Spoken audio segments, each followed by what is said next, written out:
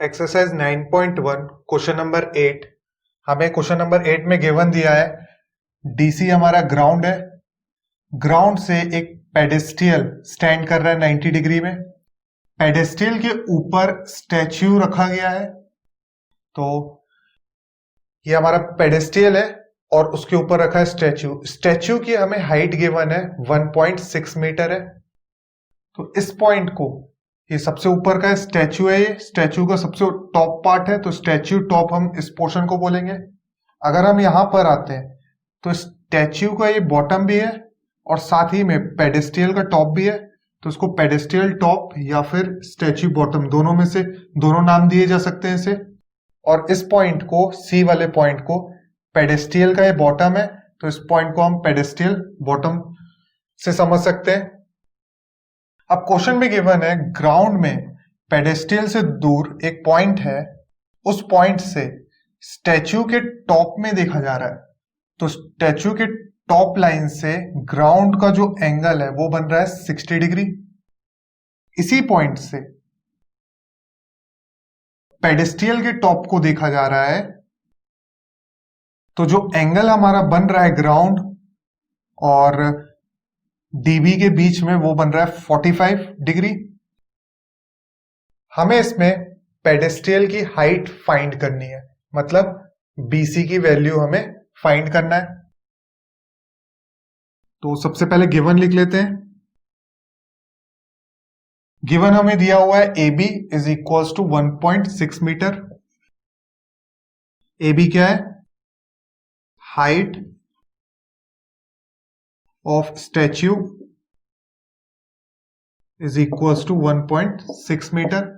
साथ में हमें दो एंगल गिवन है, ए डी सी। ये बड़ा वाला एंगल 60 डिग्री है, तो angle A D C is equals to 60 degree given है। बी डी सी, ये वाला एंगल 45 डिग्री है। एंगल बी डी सी हमें 45 डिग्री गिवन है। सॉल्यूशन, हमें पेडेस्टियल की हाइट निकालनी है, तो let the height of pedestal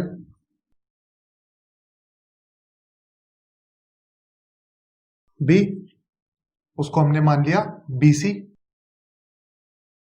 pedestal की हाइट को हमने बीसी मान लिया।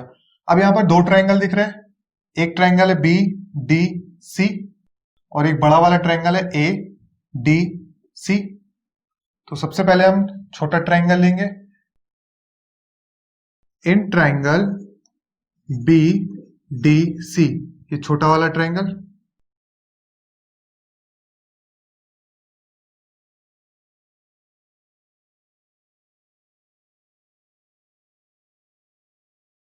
बीडीसी में जो एंगल बन रहा था वो था 45 90 डिग्री। ये वाली साइड में डीसी में हमारे दो एंगल बन रहे हैं, तो ये हो जाएगा बेस, ये परपेंडिकुलर और ये हाइपोटेनस। अब हमें इस ट्रायंगल में ना ही परपेंडिकुलर गिवन है, ना बेस गिवन है, ना हाइपोटेनस गिवन है, कोई भी साइड हमें गिवन नहीं है। बट हमें बीसी फाइंड करना है। तो एक साइड तो हमें पता चल गई कि पी को हमको परपेंडिकुलर को यूज करना है। साथ में इन दोनों ट्रायंगल में देखा जाए तो कॉमन आ रहा है हमारा बेस डीसी, तो हमें डीसी को भी रिलेट करना पड़ेगा। तो मतलब हमें पी और बी का कॉम्बिनेशन फाइंड करना है। P upon B, perpendicular upon base होता है tan थीटा। परपेंडिकुलर है हमारा बीसी और बेस है डीसी। tan थीटा में दे रखा है 45 डिग्री। बीसी हमें तो वैल्यू किसी की भी गिवन नहीं है। Upon DC is equal to tan 45 की वैल्यू होती है 1। डीसी इक्वल टू के राइट साइड जाएगा तो 1 से मल्टीप्लाई हो जाएगा, तो आएगा BC is equal to DC into 1, DC हो जाएगा। तो हमने एक चीज फाइंड कर ली, BC is equal to DC. इसे हम इक्वेशन 1 नाम दे देंगे।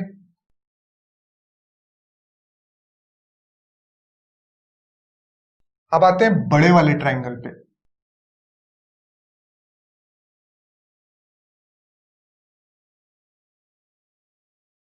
बड़ा वाला ट्राइंगल है ए डी सी। अब यहां बड़े वाले ट्राइंगल पे जो एंगल बन रहा था वो है 60 डिग्री,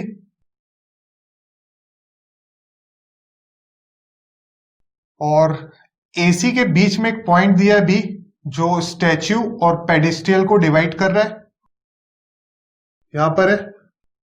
इसका यूज हम क्वेश्चन में करेंगे। अब इसमें भी हमारा बेस तो कॉमन था दोनों ट्राइंगल में, ये तो हमें फाइंड करना ही है। साथ में हमें यहाँ स्टैच्यू की हाइट दे रखी है तो हमको ये वाली साइड भी यूज करनी पड़ेगी। तो डीसी में दो एंगल बन रहे हैं तो ये हो गया बेस, और बेस से जो 90 डिग्री बना है वो होता है परपेंडिकुलर। तो हमें P और B का कॉम्बिनेशन इसमें यूज करना पड़ेगा। तो P अपॉन B होता है tan थीटा। P है हमारा AC और बेस है हमारा DC is equal to tan theta में दे रखा है 60 डिग्री, तो यहां पर भी हो जाएगा 60।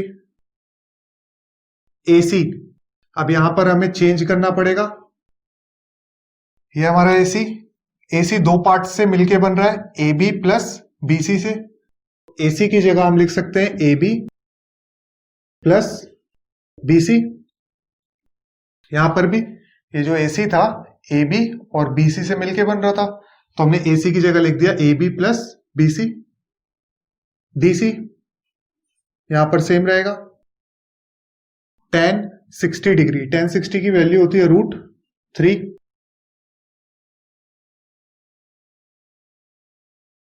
AB की वैल्यू तो हमें गिवन है 1.6 मीटर दे रखी है, तो AB की जगह हम लिख देंगे 1.6 प्लस BC की वैल्यू तो हमें फाइंड करनी है अपॉन DC की अभी अभी हमने वैल्यू निकाली थी। DC जो है इक्वल होता है BC के, तो DC की जगह हम BC लिख सकते हैं। तो यहां पर DC की जगह हमने लिख दिया BC। ये इक्वेशन 1 से आया, इज इक्वल्स टू यहां बचा √3। यहां पर लिख देंगे फ्रॉम इक्वेशन 1, क्योंकि ये जो DC की वैल्यू है हमने BC जो रखी है इक्वेशन 1 के थ्रू रखी है। BC इक्वल टू के राइट साइड जाएगा तो √3 से मल्टीप्लाई हो जाएगा, तो ये हो जाएगा √3 BC। ये प्लस BC है, इसको भी राइट साइड इक्वल टू के राइट साइड शिफ्ट कर देंगे, तो यहां बचेगा सिर्फ 1.6। ये प्लस BC वहां जाके माइनस BC हो जाएगा।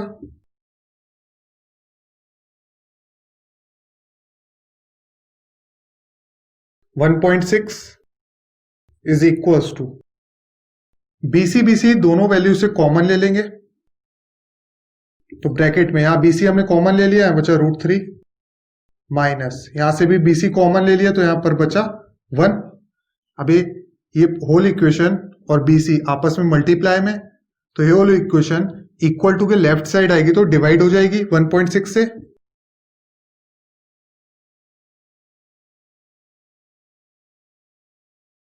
यहां बचा BC।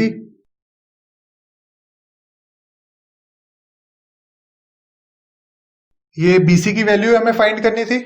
BC की वैल्यू आ गई 1.6 अपॉन √3 माइनस 1। बट हमारे फाइनल आंसर में नीचे रूट नहीं होना चाहिए डिनोमिनेटर में, तो इसलिए नीचे से रूट हटाने के लिए हम रैशनलाइज कर देंगे। √3 माइनस 1 है तो वैल्यू सेम रहेंगी, बस साइन रैशनलाइज करते टाइम चेंज हो जाएगा, माइनस का प्लस हो जाएगा, √3 + 1 हो जाएगा यहाँ पे। तो जो हम यहां पर लेते हैं उसी को ऊपर मल्टीप्लाई करेंगे, √3 + 1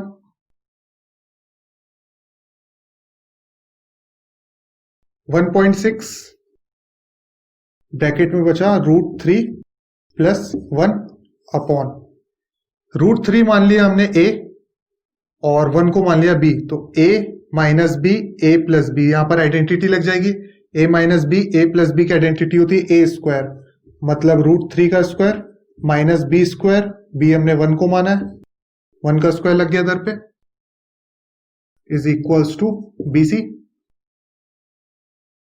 1.6 ब्रैकेट में √3 + 1 अपॉन √3 स्क्वायर लगा हुआ, √3 इंटू √3 हो जाएगा 3 माइनस 1 का स्क्वायर होगा 1,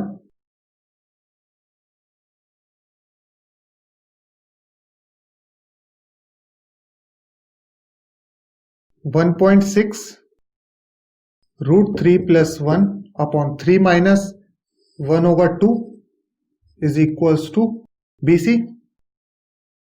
अब इस 2 को, क्योंकि ये वैल्यू तो होल में अलग है और ये अलग वैल्यू क्योंकि मल्टीप्लाई में, 2 1 ज़ा 2, इसे हम कट करेंगे, 1 छोटा है 2 से तो 2 0 ज़ा 0, पॉइंट लगा, यहाँ पे भी पॉइंट लगा दिए, 1 यहाँ शिफ्ट हुआ तो 1 और 6 होगा 16, 2 8 ज़ा 16, तो ये आ गया 0.8 √3 + 1 इज इक्वल्स टू BC। तो BC की हमारे पास वैल्यू आ गई, लास्ट में लिख देंगे मीटर। तो हाइट ऑफ पेडेस्ट्रियल हमें फाइंड हो गया BC, BC की वैल्यू है 0.8 ब्रैकेट में √3 + 1 मीटर।